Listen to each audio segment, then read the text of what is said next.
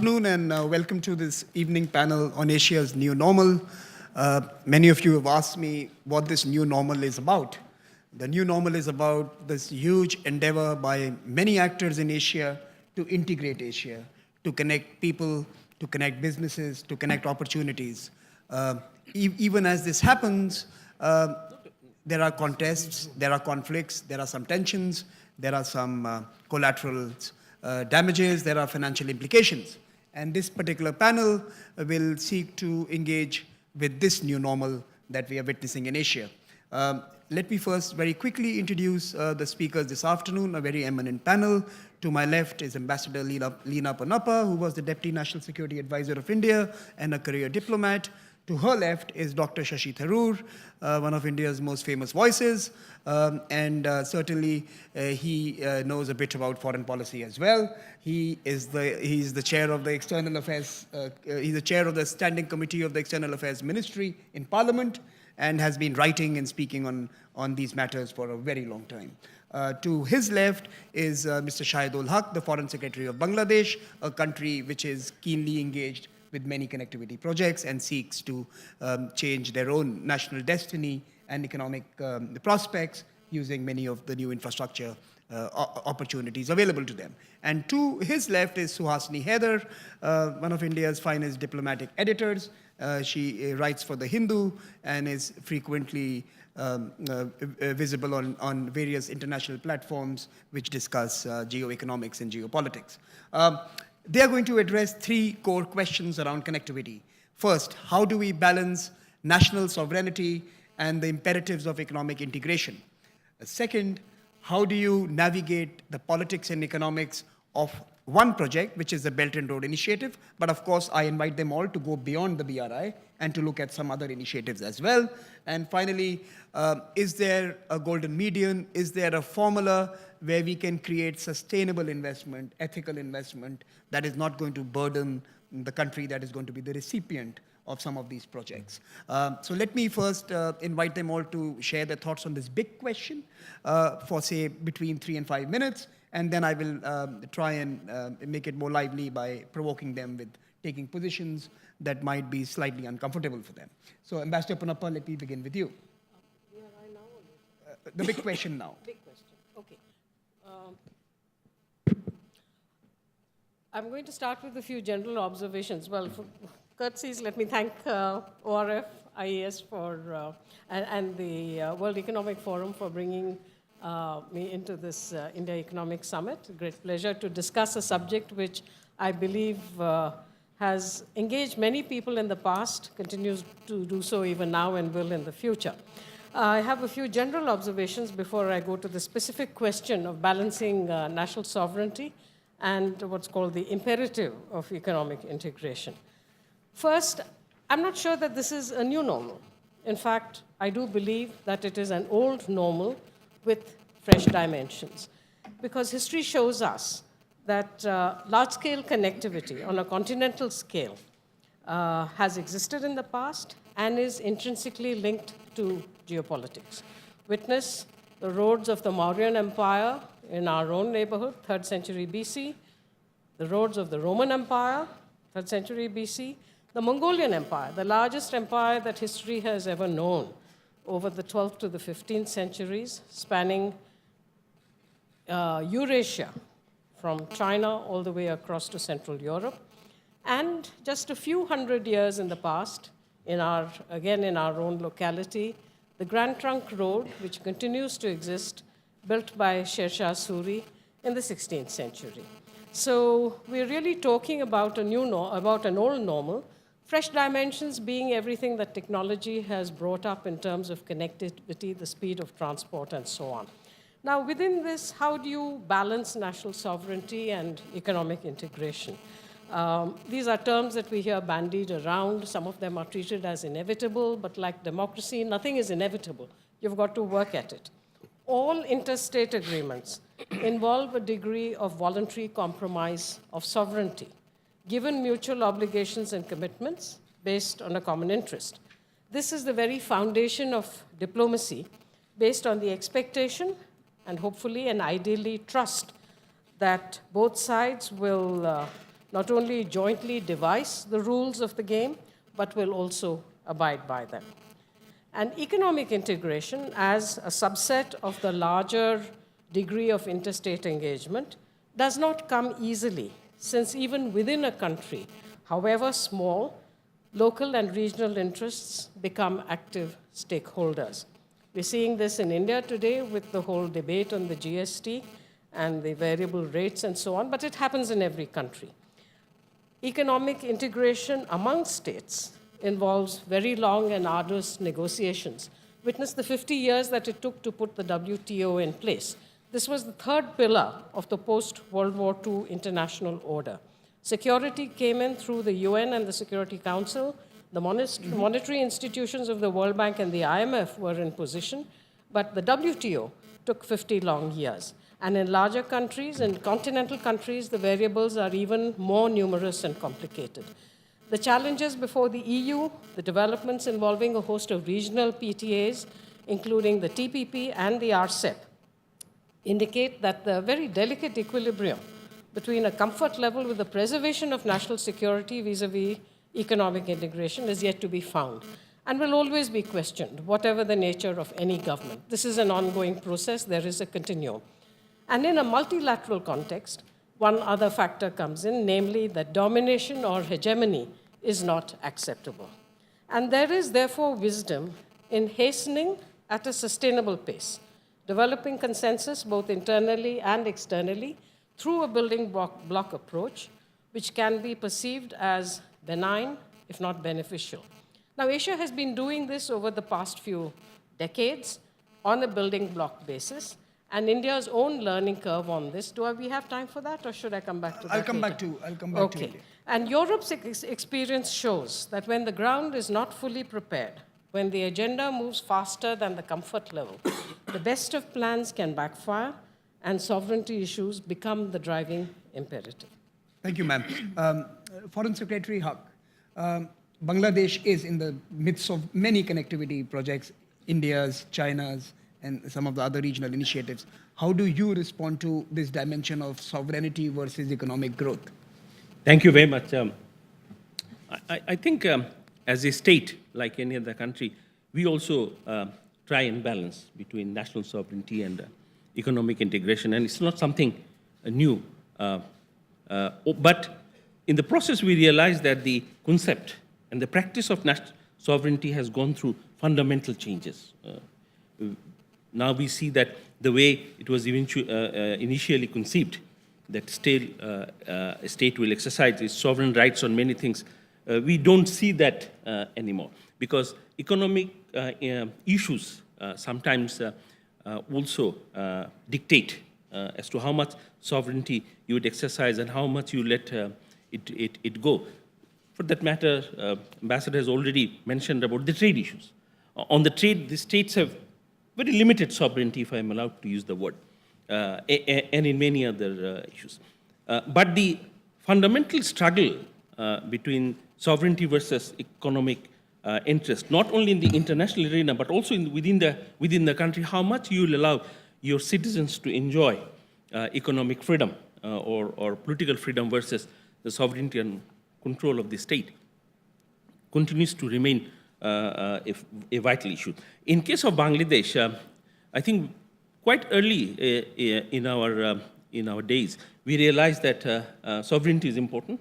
We are both geographically and otherwise small, but we have, in order to overcome that limitations, we have to link ourselves with the rest of the world. And that's why economy and the social issues and political issues remain very fundamental to our state practices, irrespective of governments.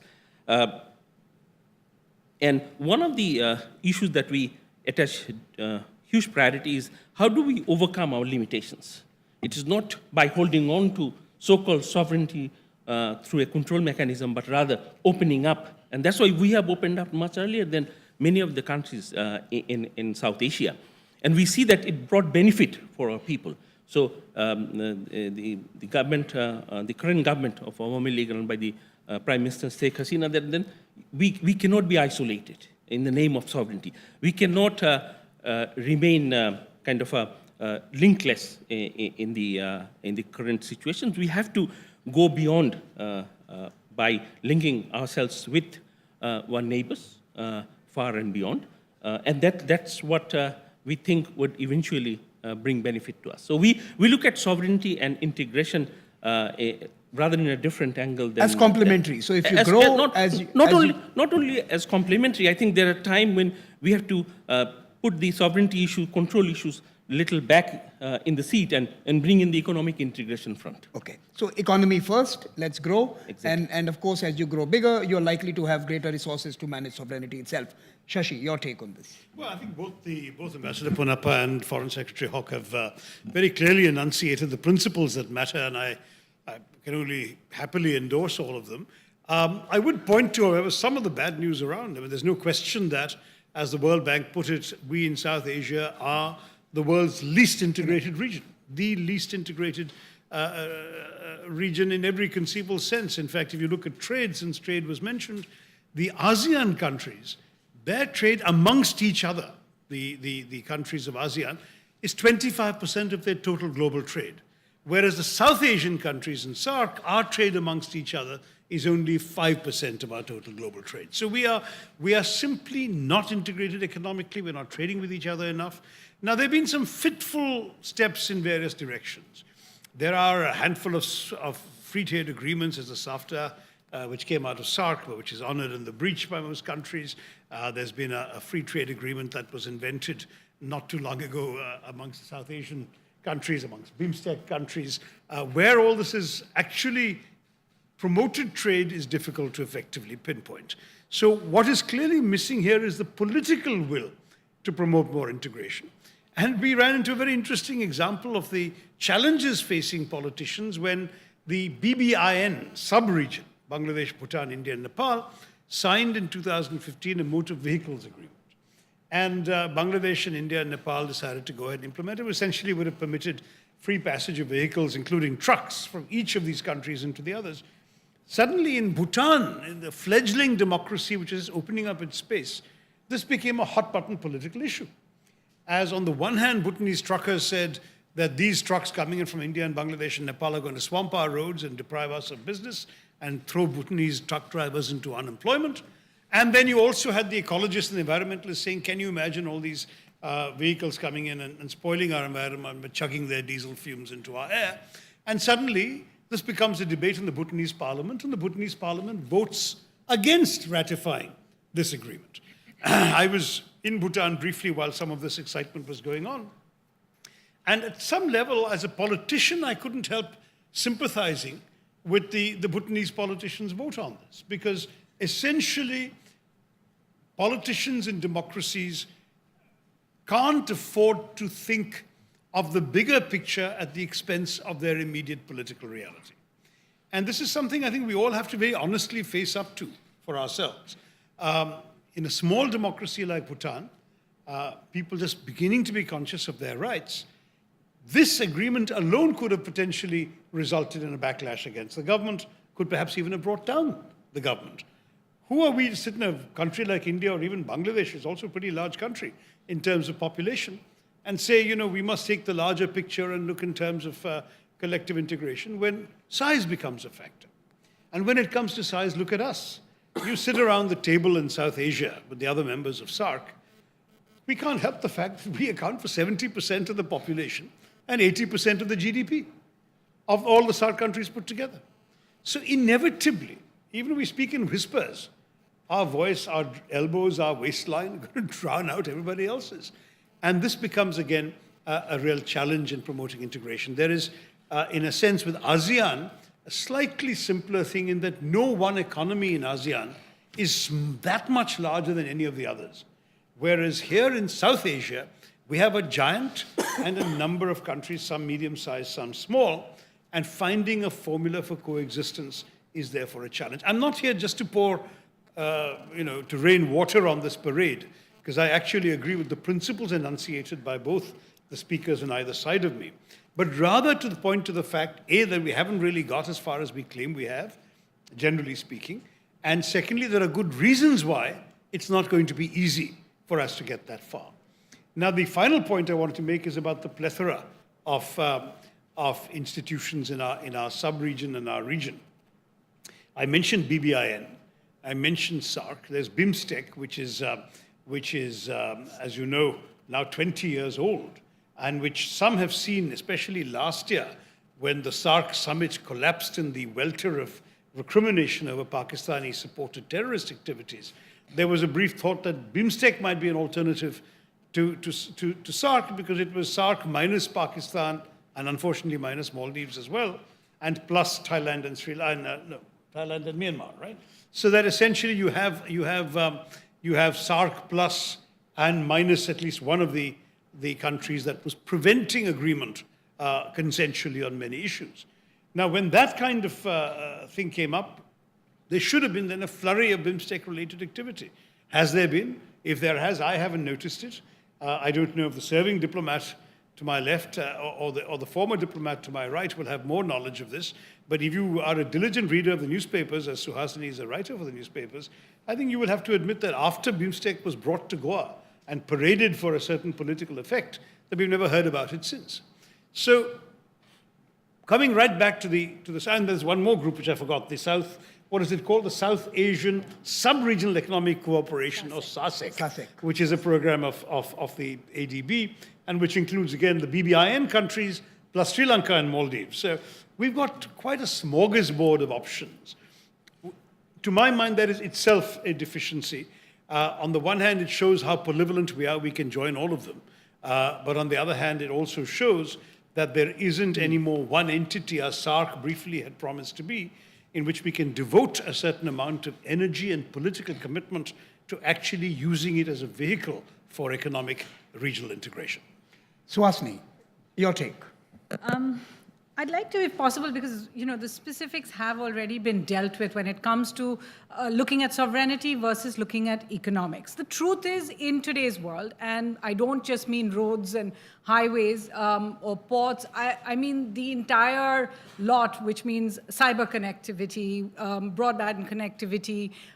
When you're looking at oil pipelines, those same pipelines will see a fiber optic go on the side of it. So what you're seeing around the world is that connectivity is really currency. It's a currency that you are using right now in terms of projects that you want to do around the world. And the worth of a nation increasingly will be decided by just how much of a hub it is. In a way, maybe in the 1960s, you looked at a Beirut or you looked at a London as a hub, as an airport hub. Now it is countries that will be connectivity hubs that will see the highest currency as a region. And I think we have to understand that reality when we look at sovereignty. Sovereignty is essentially a 19th century thing, when the world was being redrawn, and it is a legacy that we carry over, things that we have to sort out. But as the Foreign Secretary says, are you going to hold yourself back with it? So that's one part of the question. The truth is that a lot of these projects are simply what they are. It's a road project through Kazakhstan, or it's a railway project that connects two countries. Are you going to not take one country that stays out of the larger, say, Belt and Road Initiative or one of the other initiatives? Is that not going to benefit? They are. So I think what we do is by making it an issue of sovereignty, we kind of overhype its value to us. However, I do think, and obviously we are talking, when we say connectivity, we say Belt and Road, because the others seem to be a no-brainer. There aren't people, out on the street sort of fighting against any of the other big projects or having concerns about the projects in the way we heard the United States, which is not even connected to the Belt and Road in any shape, way, or form, expressing its concerns just 2 days ago about the hegemonistic angle of the Belt and Road, or speaking about the lack of transparency or the fact that it goes through disputed areas. If we do accept that there are these concerns even today, then what is the solution? And I think that's where we should focus a lot of our efforts, in the idea that this should not just be about a political stand, but about a success of diplomacy. When it came to the Belt and Road, and as far as India was concerned, if sovereignty was an issue, India could have raised it in 2015 and said, we're out of this, right? But we didn't. We waited. We waited for more information. Some would argue we waited for the Chinese to be more reflexive and to Sure. accommodate Indian So we gave them interests. 2 years to do it. Sure. So it is a failure then of the Chinese diplomacy. They had options as well. Could they have moved the Belt and Road that they saw out of the disputed area? After all, there is only one disputed area. No, it could have been an independent project. It need not have been put into the mainstream. And made the disputed area project something separate, taken the line through Afghanistan, for example. Could they have changed the name and not made it about the country, say that this is a Pakistani project, therefore giving Pakistan the ownership? But were we the only country that didn't have that had a sovereignty issue? No. Afghanistan has a sovereignty issue. They continue to not recognize. Afghanistan has the a sovereignty issue with many countries. No, but it let has me a sovereignty issue with exactly the same project we do. So I want to end over here by saying is that we do have to start taking the bigger picture.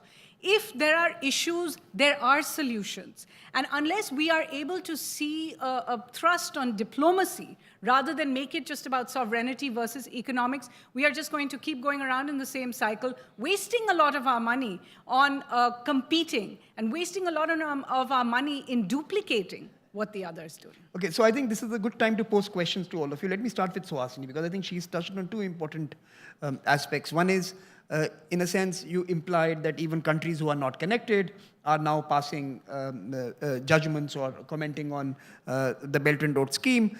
And there is one school of thought which says that it is because for every port that the Belt and Road Initiative puts out, the Americans have to clean the mess. The Bretton Woods institutions will have to bail them out. So even as Sri Lanka was building Hambantota, the IMF was planning the next bailout stimulus. So the Americans have a right to be involved. So one is, can really this Belt and Road Initiative be an Asian project, or can the connectivity we seek to create in Asia be insular and be self-contained to the region, or other powers will have to act? That's one part. And the second is, all the proponents of the connectivity projects who promote the connectivity projects are as vociferous in their in being against trade projects. So what is the use of connecting countries when you're going to be against the trade agreements that the countries will have to sign to make the roads work? All right. I think your second point is actually fairly interesting and is almost the subject of another discussion altogether. But on your first point, I will say again, we tend to mix up a lot of these issues. For example, when we say that Sri Lanka is seeing all these projects, the fact is the Belt and Road, which is still a very amorphous creation, right? It's still something that we're talking about. We don't yet actually have an official map of the Belt and Road, for example. But we do know that in each of these countries, whether it's Bangladesh, whether it is Sri Lanka, whether it's Pakistan, whether it's Central Asia, specific projects in each of those countries have already been allocated or have already been spoken about. So what we are seeing is a lot of national projects with the hope that they will connect up with each other. I think what we tend to do is therefore to say that it is a Chinese, China is building this. Whereas what we actually should be saying is Sri Lanka is building this, and Sri Lanka took a loan in order to do this. Sri Lanka used a so-and-so company in order to do this. I think you can't get a better example than Bangladesh on the ability to use all of this for projects for themselves. India is right now talking about restoring the old railway connections inside Bangladesh. At the same time that China is talking about building new railroad connections. They're both connections. And the moment we make it about China is building in Bangladesh, we're taking away from the fact that Bangladesh is actually building its infrastructure. So I do want to make that distinction, because this idea that the Western world is going to come in and have to bail out the Eastern world because, of course, China is going to leave everyone high and dry. I mean, I beg to differ. There is a colonial past to a lot of this, which Shashi is the real expert on, where I don't think it necessarily... Don't provoke him, he'll write another book. But or give another... So, no, but my point on the second part, your newspaper, for example, was one of the few media that supported India joining the belt, or took a nuanced position and said India should sign up. But your newspaper is the loudest in preventing India from signing trade agreements. So I think there is a certain degree of hypocrisy in our integration ideas, that we don't want to do trade deals, but we want to promote roads which will have no goods flowing on them. Yeah, well, I mean, if you want, I'm not sure our position is anti-free trade at all. But I will certainly say that everyone is working their way out of free trade agreements. It's not just India. There is no great proponent of free trade agreements anywhere in the world. America is not a driver. China is certainly not a driver.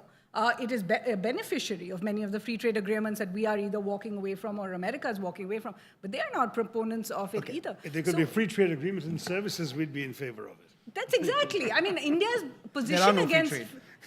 India's position against free trade agreements is essentially one of the duplicity in the fact that our services are not welcome. You don't want our people, but you do want to send your goods here. So I do think that all of these issues are going to become more and more complicated if we make them just about nationalism, if we just make them about sovereignty, when in actual fact, everyone's doing trade with everyone, everyone's building roads with everyone, everyone wants access to everyone's ports. So let me come to Shashi. Shashi, you mentioned size. Now, unfortunately, we have another actor who is also big, in fact, four times bigger than us. Bigger. And how does that size change our conception of integration, of allowing the Asian Connectivity Project or supporting it, rather? I genuinely don't think it was China's size that put us off. I mean, I honestly think that one of the reasons for the delayed pullout, though Suhasini is right to point it out, was we were waiting to see the extent to which this project would turn out to be all about China's greater glory and China's spendable surplus and China's geopolitical interests as opposed to collective benefit. And that's where I think Suhasini is being a little too kind to the Chinese on this. I mean, one of the unreported stories of this One Belt, One Road is how they officially changed the name. Did they all pay attention to that? They said One Belt, One Road was causing some worry, so they changed it to the Belt and Road Initiative. Because the problem was with the word one, because we all know who the one was, or is, it's China. So, I mean, the fact is that there is, I think, we say China isn't building a road in Pakistan, Pakistan's building a road with the Chinese loan, but actually Chinese themselves are coming to build it. So, in Sri Lanka, they're already realizing the extraordinary economic cost of Chinese aid. The construction of Hambantota Port has become a white elephant around the Chinese government's neck. They're trying to do all sorts of debt equity swaps with the Chinese in order to be able to make it even halfway viable. And keeping the agreement secret. Well, that nothing is really entirely secret in Sri Lanka, as far as I understand. But maybe, yeah. Well, the fact is that there are transformations taking place in order to make it look even reasonably viable. So the fundamental questions you raised are valid questions, and they remain. For us, the sovereignty problem was an irritant in a way that perhaps it wasn't quite to the Afghans to the same degree, because we've had some fundamental, I mean, it's been an issue in our relationship with China and with Pakistan to, in a sense, if you must take an Afghan parallel, it'll be the way it was for the Afghans in the early 70s. Yeah. It's gone a long way down in salience in Afghanistan, the Durand Line, whereas for us, this has actually become even more inflamed with the passage of time. And finally, the thing about this whole One Belt, One Road concept is each country is asking itself, what do we gain out of it? And they've got answers. I mean, maybe Bangladesh, I'm sure Foreign Secretary Haque will tell us, can see tangibly certain benefits in new rail lines as the China, Bangladesh, India, Myanmar corridor, which they're going to spend some, which is part of the OBOR and the BRI. And all of that. But from our point of view, it's a bit hard to actually say what we can gain from it that we couldn't gain from other initiatives, whether ones we're leading ourselves or one in which we're just a part of as part of a sub-regional arrangement. So I think that if the Chinese really feel that for the overall viability and credibility of BRI, they want India to be an active part, they have to do more of a selling job. They have to come and market to us here why this is actually in our interest. It may be in the interest of Bangladesh and Sri Lanka in a way that it is not, apparently in the interest of India. No, but let me pose the question I posed to Suhasini. Should we be worried? The point is that you have countries, smaller economies, clearly seeing merit. Let's take their assessment and say that they see merit in joining this initiative. They see some benefits coming out of this initiative. And then we see some troubles down the road. should we be worried? And what should be our approach be in terms of, should we be offering counter propositions? Should we, or we just can't? We are not in that position to do No, that. I mean, first of all, we should not play dog in the manger. It's not our job to either disapprove or be unpleasant. If one country wants to do a project in a second country, it really should not be our problem. I think if we did, especially in our own neighborhood, we would look curmudgeonly, we'd look like the bullying big brother, all of these things that we have no interest in being. Secondly, when it comes to things like the long-term viability of these projects, I suspect many of them will result in one of two outcomes. Either a sense of appalled, belated discovery that the recipient country has acquired something larger than it is prepared to pay for, or a conviction that what has come from outside may have actually been more useful for China to build than for the receiving country to operate. And I think in time, a balance will be struck. You know, it's very interesting. During the time that we were massively for Aung San Suu Kyi, a totally different example but relevant, in the 90s, and the Chinese completely got into a love relationship with Myanmar, the junta. Many people in India thought we've lost. You know, we've done the right thing in principle. We've supported a democracy that's been defenestrated after a fair election, but we've lost Myanmar. What happened Turned around later? so quickly, yeah? Not only, apart from minor, the most significant thing is that the Myanmaris actually actively sought an Indian counterbalance to the overweeningly generous, if you like, presence of China. They decided that it was in their interest to have something other than one gigantic benefactor. That will be true of all our neighboring countries too. So why should we worry? I would not worry. I would not express disapproval. I certainly would not throw any obstacles, any spanners in the works. Let the Chinese do their project. Let the neighboring countries have what they want. And at the end of the day, we can sit back quietly and continue our own relationships. Finally, we can't afford anyway to do what the Chinese are doing. We don't have the kind of surplus they have. No, but I'll come back to that. And I think we need to think about the partnerships and coalitions that can create alternatives, and I'll come to that in the next round. Foreign Secretary Haque, you have heard this conversation, a very Indian conversation on what's happening in the region. Sitting in Bangladesh, of course, you may think that we are overstating the perils or the dangers of many of these large infrastructure projects. What is your take on this? Thank you very much. Before I do that, let me just flag that here it's a state versus state, and we're leaving out the people. What the people wants of this region, that's also very important. And before joining the BRI, we had an intensive discussion at the civil society level, at various levels, and we realized that they're possibly better to be in the BRI, but also not excluding the initiatives that the other neighbor is exclusively taking. Now, before I go into the BRI, let me flag that before BRI proposal came in, we were discussing about this India, Bangladesh, Myanmar, and China corridor very intensively. I remember back in 2014, we all of us were in Kunming discussing as to how this economic corridor could be extensively beneficial, linking Kolkata with Kunming.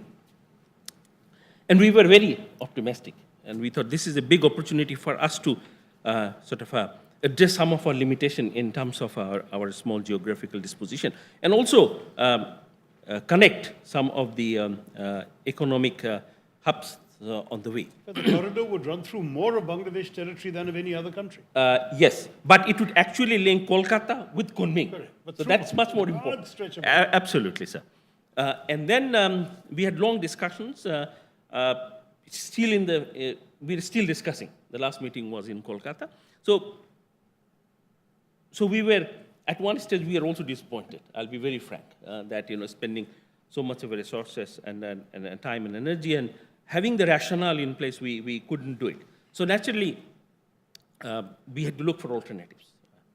And for us, as a country, we are in the stage of making quick economic progress. And for that, what we need is resources, the wealth. And internally, we have our limitations of generating wealth. We had been pursuing a conservative policy in terms of borrowing from the market. there's two reasons. One is that there were times when nobody wanted to lend us because they thought that Bangladesh would not be able to pay back. Our history of 46 years suggests that we have never faltered on payment to anyone.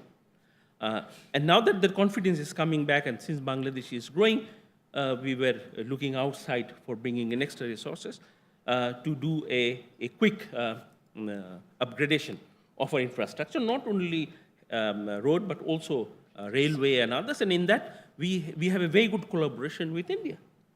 Some of the resources, the loan that India has given us has been used to revive some of the old links that we had in this continent between Bangladesh and India. And I remember my young days, we used to see the train coming to Gwalando from all the way from India. So that was extremely useful. And our generation who were younger, we thought that let's bring that era back where we'll have much more integration, much more interaction, much more mobility between us and India, and we look forward to that. But having said this, we also realize that we have to look beyond South Asia in terms of linking us with Southeast Asia and Far East, also with Europe. Mm-hmm.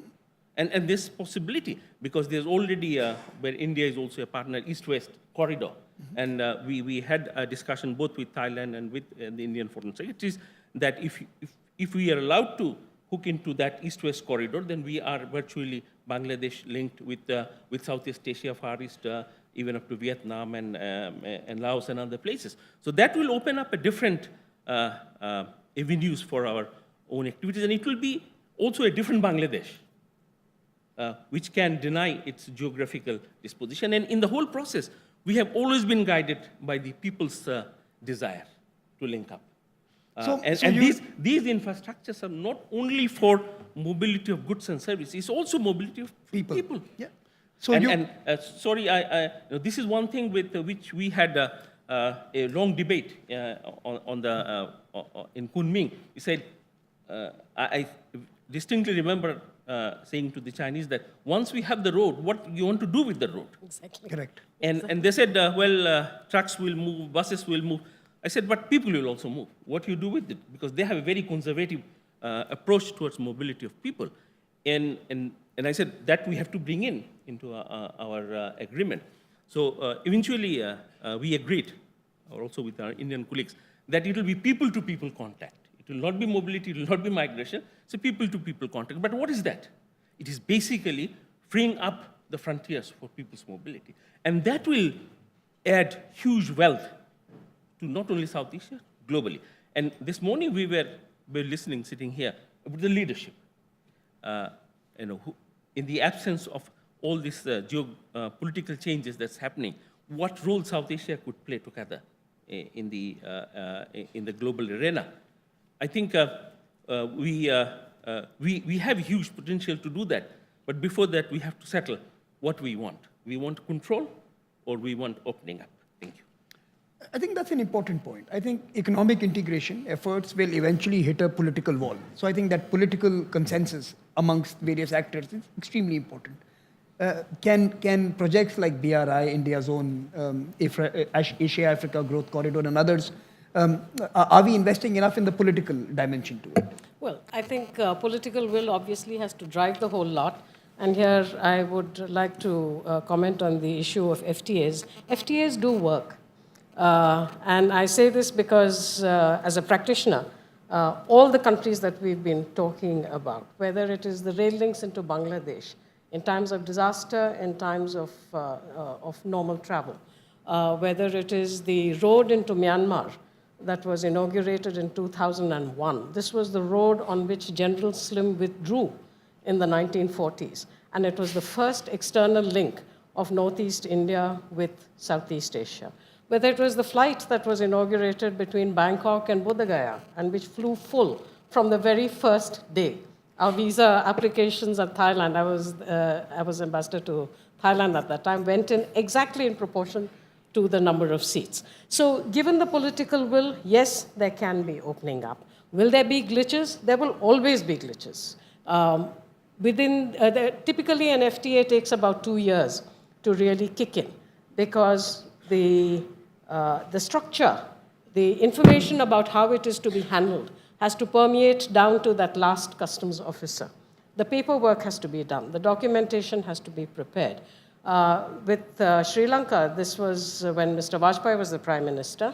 The offer was made at a SAARC summit because everybody complained that SAFTA was moving too slowly.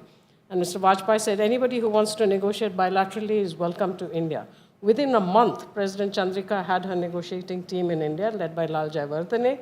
Within 3 months, the framework agreement was signed.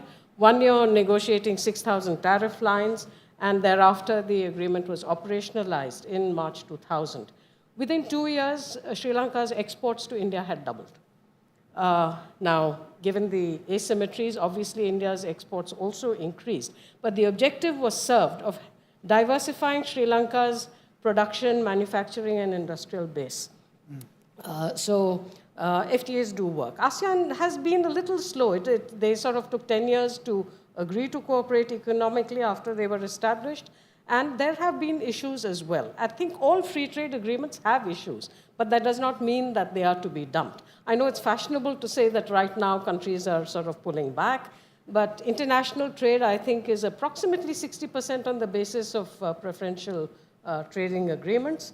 And in terms of India's equations, where we have these neighborhood relationships, and I distinguish between neighbors and neighborhood. Neighbors are countries with whom we have a boundary. Our neighborhood is a wider ambit, and I was very happy to hear the Bangladesh Foreign Secretary talk about Bangladesh's own need to look beyond, because South Asia, quite frankly, is a questionable identity. It's a regional box which has been created, whereas India's actual interests go well beyond. At one point, the Mediterranean, security in the Mediterranean mattered because the bulk of India's trade went through the Mediterranean. Today, the South China Sea is of direct and vital interest to India's economic well-being. And I did a piece on redefining India's neighborhood on this. If there's an interest, I could certainly pass it on to you. Likewise, with regard to the institutions, I think it's really a part of India's learning curve on regionalism and multilateralism, which started with SAARC and which we entered with a high degree of reluctance and hesitation. But I think today India is very alive to the fact that its neighborhood is far wider than any regional box. Likewise, ASEAN. Now, the ASEAN 10, of them, 5 of them have an Indian Ocean front. Correct. And I think that interest also is something that needs to be pursued. Part of the IORA ambit. And yeah. Now coming, I am sorry. That was an ad break, sorry. I do apologize. That's connectivity. That's connectivity and also not switching it off. At least someone was trying to connect. Yeah. So let me at this time... I just have one thing. On the Belt and Road. Okay. I want to raise a very basic question. What is it? Does anybody know? Suhasini talked about the lack of clarity and so on. Many of the projects started long before the concept of Belt and Road came up. So, and while there are very, very ambitious ones being planned. So in a sense, it's really a consolidated packaging of all China's infrastructure projects in its periphery and beyond, some ongoing, some planned, as part of its overall geostrategic vision for itself and its ambitions. The economics are yet to be spelt out. Now, China has been very persuasive in trying to say why there are good reasons for India, among other countries, to join.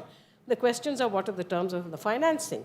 And as we talked about Sri Lanka and some other countries, is it in the terms of grants, equity, loans?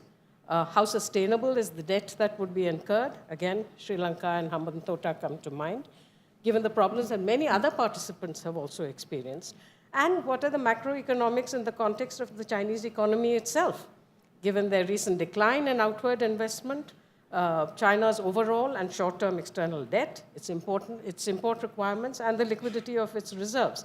There are questions with regard to the numbers over here.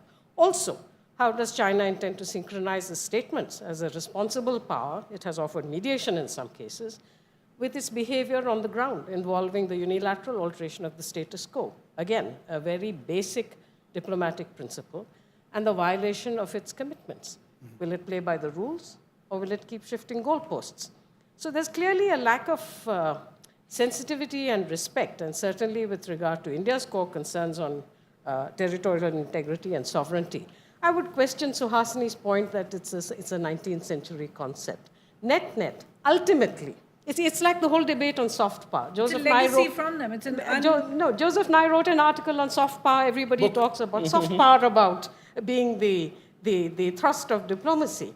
Ultimately, it's a question of a nation's capabilities, comprehensive capabilities, and comprehensive national power. Great. So let me invite questions from the audience. You can attract my attention. I see a hand there. Can someone get a mic to the lady here? Please identify yourself and pose your question either to the panel or to a specific speaker. There you go. Hi, my name is Naishka. I'm with CNBC. I wanted to touch on one aspect that all of you have mentioned, which is related to the Belt and Road, and more broadly, this topic of competition between China and India in South Asia, in India's own backyard. We've seen concerns about competition in the Indian Ocean. We've seen India potentially looking to buy naval drones to offset rising Chinese influence there. I just wanted to ask, and I'll try to make this as succinct as possible. We've seen countries, Mauritius, Sri Lanka, Bangladesh, have Chinese money. These are also countries where India has historical, political ties to. I know, Shashi, you said, we should let China do their thing. Countries may naturally become cautious of too much Chinese influence, but how can India really compete with Chinese money coming into the region? We know that India is concerned. They've taken steps to counter the Chinese influence. So I don't think it's fair to say that India should just sort of sit back and let Chinese projects continue. So this is a question for everyone. What exactly should India do in terms of foreign policy? Shashi, let's start with you. What should India do in terms of foreign policy? Are we heading for a political conflict? I don't see foreign policy in terms of competing with countries. I'm not interested in competing with China. China can do its own thing. I'm not going to sit back. I mean, if I were in the driver's seat, I'd want to be very active myself in terms of our own relationships with these countries, which have a compound of historical, cultural, and geopolitical factors in addition to economic ones. It's possible that China can steal a march on us in terms of, for example, the amount of surplus capital they can invest, which obviously we don't. But we can do our own thing in areas which will have their own value to the other country. Even, for example, take the issue of development. The Chinese give far more money in grant aid than we do. Most of ours is actually loans, though it's at a peppercorn rate of interest. It still is loans, at least nominally. We are expecting these recipient countries in Africa and so on to pay us back.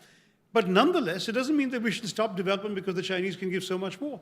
What we're doing is highly appreciated. We're sought after. I've witnessed foreign ministers from African countries coming and clamoring for certain things from us. That's the rule of the game. It's not only a competition. It's not zero-sum. Let China do its own thing, and let's do our own. Suhasini. I just wanted to say, be the un-China. That's the answer. There's no point playing a game in which we definitely don't have an advantage. What is the point of us saying we want to counter every project China does? Even today, we might have a lot in India sneering at the Hambantota project, yet the government of India has now bid officially for the Matala airport over there. Mm-hmm. So, I mean, the fact is that we keep banging our head against this wall because we keep wanting to be somebody else. On the other hand, there is no country in South Asia, and I disagree. I think South Asia is a very natural concept. There's no part of South Asia or of the SAARC region in particular where you don't go as an Indian and realize there is a special connection. There is something that binds us together. There's no part of South Asia with which some part of India does not share a language, does not share food, does not share music, does not share a sense of humor. And this includes Pakistan. In fact, Pakistan perhaps more than a lot of other countries in the region. So the fact is that if we keep pushing away what is clearly our advantage and keep wanting to do, wanting to play a game or be in a race where we are clearly the second player, I think we are setting ourselves up for disappointment. On the other hand, there are a lot of projects we can do, and this includes Africa. where India is at an advantage. The Solar Alliance is one great example. There are a lot of places where low-cost technology for the third world is something India does better than anyone else. There are a lot of challenges that we share in terms of the weather, in terms of the poverty, in terms of needing low-cost solutions that other countries don't have an advantage on. And I think we have to play to our strengths. We've done it the other way for a little too long, and I think it's time that we accept what our strengths are and play to them instead. So both of you believe Pax Seneca and Pax Indica can exist together? Very much so. Okay. The elephant and the dragon can dance together. Okay. Let me get the ambassador in and then I'll come to you. Yeah, no, I entirely agree with Shashi. There's no question of competing with China. Why should we? India has done some things right. It's had a very long-standing program of cooperation with developing countries, and it has done things that not China and not many other countries do. It has helped develop capacities, human capacities in these countries. How many of you have heard of the ITEC program? Nobody. And yet, there are people in these countries who would say it is because of ITEC that I have got where I am, the India Technical and Economic Cooperation. The structure has been changed to now what's called the Development Partnership Administration. So human capacity has been created, sharing of appropriate technology, and very favorable loans. Again, Shashi talked about peppercorn interest. I might say that, and I think as our colleague from Bangladesh would know, and other countries, in some cases, India has deliberately structured these as rupee loans, so that the problems of devaluation would not, and the rate of, change in the rate of exchange would not affect the borrowing country. And this has been consciously done. We show people the shop floor, even when we give them defense equipment. We show people the shop floor. We do not just show them the product. I think this is India's openness. So I don't believe that the question. So there is an India development model, and we must continue to make that stronger, more robust, and also, we should not be paranoid, not just with what China does with our neighborhood, but also with our neighbors. There are 3 common neighbors that India and China have: Myanmar, Bhutan, Nepal. And each of us has our respective relationships with these countries. Myanmar in particular, where, as Shashi rightly mentioned, China had a certain in, but the Myanmaris were very conscious of the fact that they needed something to counterbalance China, so sitting in Bangladesh, including the junta. What do you think Indian foreign policy should be? I'm not in a position to say anything, but I think India should continue to create more friends in Asia. Since we are talking about Asian century, and this morning we were listening to primarily to the Indian colleagues who are saying that we have the potential to lead the world. Now, if that were to happen, and if by 2025 we think that Asia can produce over 50% of the global wealth, then it has to play a different game. Yeah. The confrontational game wouldn't lead us anywhere. It will only divide Asia. And that will possibly lead to much more difficulties. As you know, that conflict will cost more, both covert and overt conflict, than cooperation. I think that's the path. So I will take 4 interventions from the audience, and only 4. Short ones, please, and then we'll do a mad rush with all of the speakers trying to answer all of them quickly, or some of them at least. Yeah, hi, Srinivas from Deutsche Bank. This is for Mr. Tharoor. If the internationalization of the renminbi was really phase 1 of a project from China, and the OBOR is phase 2, and these are like emerging trends that are coming up, obviously we need to collaborate, that goes without saying. But again, from a position of kind of managing our longer-term strategic interests, what should we actually do?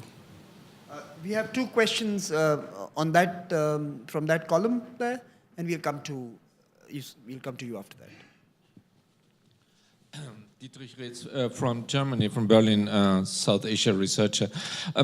regarding China, I'm a bit surprised to hear that now the question is not to compete with China, because not so long ago there was actually, and even under the current government, talk about cooperating with China, which is somewhat slightly different, especially considering strategically that the gap in infrastructure building in India cannot even be closed without the extensive overlay of money that exists on the Chinese side, even given the fact that both of them actually sit on the same bank. There's another hand there. So we need China for our infrastructure, and we should be cooperating with them. I'm Khalid Narsani from Kabul Hub, Afghanistan. As we already know that three countries, Afghanistan, Pakistan, and India, have documented differences, especially Afghanistan with Pakistan and Pakistan with India. Projects like TAPI, which is one of the largest gas pipelines, what do you think such projects, does the economic mutual beneficial projects like TAPI and similar other projects, can that be an answer to some of the political differences that we have within this region? And if yes, how many of such projects is India planning to undertake? We have the gentleman there with the mic already. Thank you, Rajiv. Taking on from Suhasini's point, and I found that and it's about soft power. I think I just came back from Myanmar and Indonesia. In Myanmar, I saw Munna Michael, Bollywood film, running to packed houses in the main streets, of course. And in Myanmar, in Indonesia, it was about Mika Singh's concert. That was obviously mainstream. The point is really, in a world where America and Trump are retreating from the rest of the world, right? What is the opportunity available to us to leverage the soft power? And Shashi, you've waxed eloquent about this, so I want to know a little bit more. And maybe, Ms. Ponappa, if you could just weigh in as well. Thank you so much. And the final intervention from the lady here, please. Sorry, this is the fifth one. Li Xing from Caixin Media in China. Actually, it's very highly informative to hear from the Indian perspective, which we don't hear so much within China, especially on the Belt and Road Initiative. So my first question is, if I can flip that. Only one question. Only one? Okay. Yes. Even what it takes for the Belt and Road Initiative to make India considering join it? One belt, one road, one question. Now, one question to each of you. So let's start with Suhasini. You can pick up a couple of them, but you have a minute. What is the one thing China can do to make India consider it is to show that China cares about the sovereignty issue more than anything else, because everything else is something that can be done with diplomacy and can be worked around. But I think the sovereignty issue is something China has to engage very straight. It's not just about saying that, we could discuss various options. It has to be very clearly set out that China cares about India's sovereignty concerns, just as China expects India to care about its sovereignty concerns. There was a question over there about you saying with the US retreating, what are the sort of opportunities to leverage? I think there's a lot of opportunities and there are a lot of challenges. It's going to be a whole new world if the US does in fact retreat, not just from South China Sea issues and the East Asian region, but also for us from the West Asian region. If America more and more hands over or delegates power in the region to local satraps or local powers. We've seen with Afghanistan, for example, the US saying we're not just leaving yet. However, on the ground, what we've essentially seen is 3,000 odd more troops. That's also going to have an impact on India in particular. So I think we have to really assess the whole new world that would come out if the US does in fact retrench its position in a lot of these places. Interestingly, you spoke about soft power in Myanmar. Let me tell you, we have soft power there, but so does China. And I realized that in Yangon last year when I think I reached there and all that you could get anywhere in Myanmar was mooncakes because it was part of the harvest festival season. This wasn't something that was local to Myanmar before. So we're seeing it in many ways everywhere. Foreign Secretary. Thank you very much. Once again, it was interesting to see that we have brought the geopolitics to the project level. And that was a little frustrating. I think we need to raise above this project-centric discussions and look at the bigger picture. That's one. The second observation is we are looking as an Asian country, we're looking within ourselves. Why can't we look beyond Asia?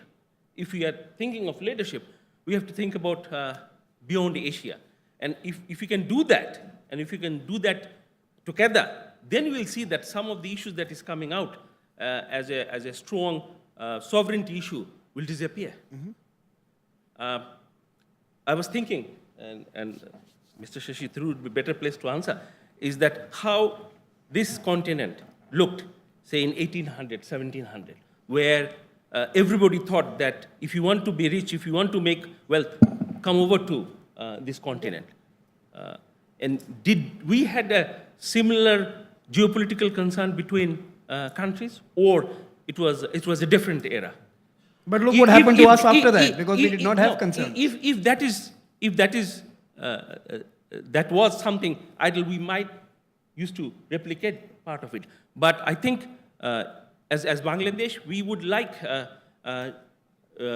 not to go through a process where conflict will determine everything, including our foreign policy. We would like to cooperate. There will always be hiccups. We have huge issues and